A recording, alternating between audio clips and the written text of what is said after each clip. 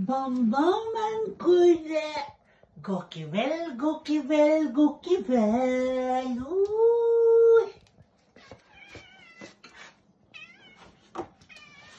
Mammas gulliga sötaste bebisar, varsågoda.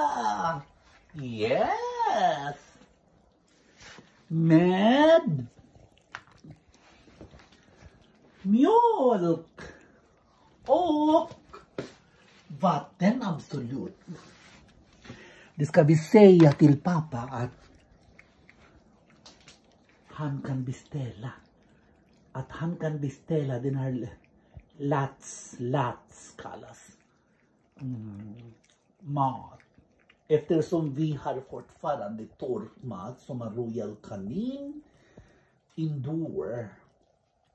Jo.